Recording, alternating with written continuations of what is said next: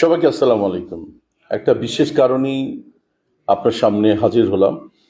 আসলে আহ, হাসান জাহাঙ্গীর পরিচালিত একটি নাটক হয়েছিল সুদূর আমেরিকাতে। সেখানে অনেক রিকোয়েস্টের পরে আমার স্ত্রী এবং আপনাদের প্রিয়দর্শিনী মৌসুমী অভিনয় করেছিলেন, এবং সাথে সেটার একটি কারণই হোক এটা টেলিফিল্মে রূপান্তরিত হয়। এতদিন পরে এখন এসে আমি দেখছি হাসান জাহাঙ্গীর এবং এটার প্রযোজক পরিচালক হিসেবে সেন্সর বোর্ড থেকে এটার অনুমোদন নিয়েছেন ছবি হিসাবে। কিভাবে এটা ছবি হয়? তার কাছে কি ছবির জন্য মৌসুমীর এগ্রিমেন্ট কোনো দেখাতে পারবেন হাসান জাহাঙ্গীর? অবশ্যই না। আহ, আমার মনে হয় যে আমি যতটুকু এটার প্রতিবাদ করছি, তীব্র প্রতিবাদ করছি এবং এটা বন্ধের আবেদন করছি, এটা কোনো রকমই একটি চলচ্চিত্র হিসাবে রিলিজ হতে পারে না। মৌসুমীকে এইভাবে মানুষ দেখতে অভ্যস্ত না, আমাকে দেখতে অভ্যস্ত না।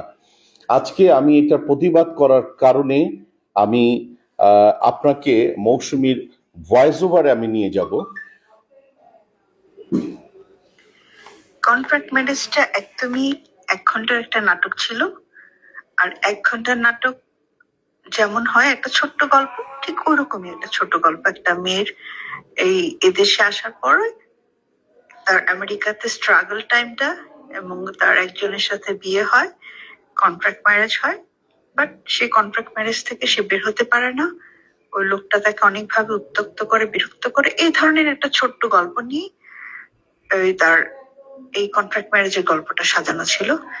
খুব অনুরোধ করার কারণে আমিও তখন এখানে ছিলাম দেখে আমি ভাবলাম যে ঠিক আছে, হাসান জাহাঙ্গীর এতবার করে আমাকে রিকোয়েস্ট করছে, ওরা অনেক দিনের একটা আমার সাথে কথাবার্তা হয়েছিল যে একটা কাজ করে দিব। ওই জন্য ভাবলাম ঠিক আছে করে দিই, সময় ছিল। কিন্তু 2 দিনের কাজটা 2 দিন করতে পারিনি, আমি 3 দিনও করে দিলাম যে ঠিক আছে কাজটা শেষ হোক। তারপরে সে এইটা আবার কিছুদিন পর আমাকে আবার যখন আসলো বললো যে আপা এটা তো 1 ঘন্টার নাটকের চেয়ে একটু ফুটেজ বেশি হয়েছে, তো আমার এই বিক্রি করতে গেলে যে খরচ হয়েছে আমার টাকা উঠতেছে না, আমি এটা টেলিফিল্ম বানাতে চাচ্ছি। ঢাকারও কিছু অংশ শুট করার পর এটা টেলিফিল্মের একটা ভালো ডিউরেশন হয়ে গেছে, তো এটা এখন যদি আমরা টেলিফিল্ম করি আপনার কি কোনো আপত্তি আছে? তখন আমি বললাম যে হ্যাঁ, কোনো আপত্তি নেই, যদি গল্পটা সুন্দর হয় টেলিফিল্ম আকারে করতে পারো তোমরা, কিন্তু আমাকে তো আমার টেলিফিল্মের অ্যামাউন্টটা দিতে হবে। তখন বললো যে ঠিক আছে আমি সেটা অ্যারেঞ্জ করবো আপনার জন্য।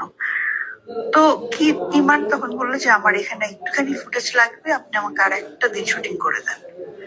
ওর একটা দিন আমি আবার শুটিং করেও দিলাম, ছোট্ট একটু কাজ করতে চাইলো, করে দিলাম।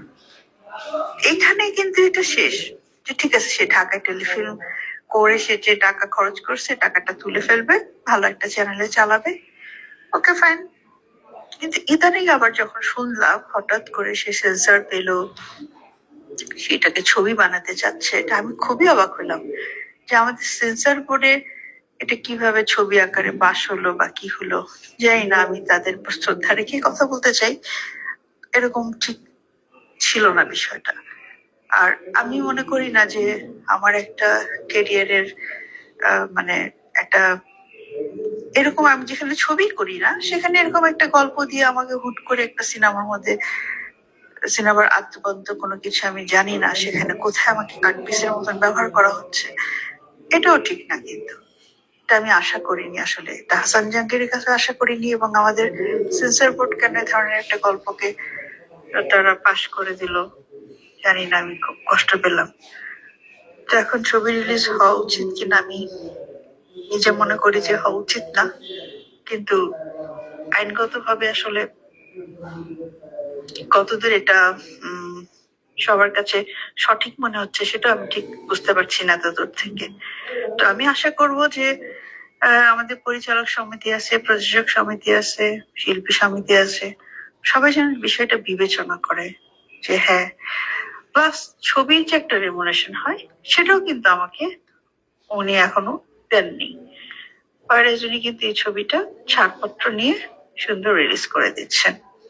না আছে ডাবিং, না আছে প্রপার কোনো বিষয়, এখানে জানি না কিভাবে হচ্ছে। তো খুবই দুঃখজনক আসলে। এটা আমি মনে করি না আমার দর্শকরা এইসব এরকম কিছু দেখার জন্য আসলে প্রস্তুত হয়ে আছে। তারা এটাকে ভালোভাবে নিবে কিনা আমি খুবই চিন্তিত, লজ্জিত।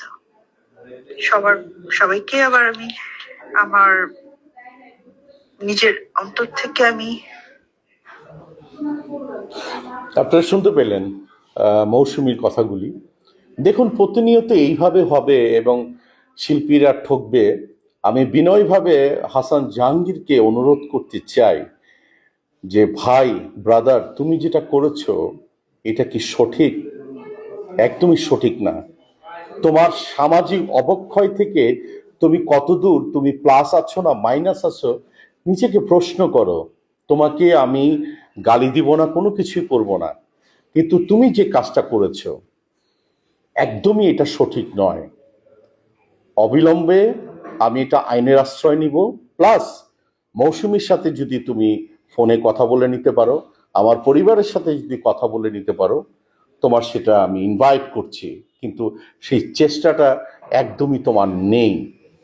আর তুমি যে ধরনের কাজ করে এটাকে রিলিজ করছো, এটা আমি তীব্র প্রতিবাদ জানাচ্ছি অ্যাজ এ আমি তোমার সিনিয়র ব্রাদার হিসাবে।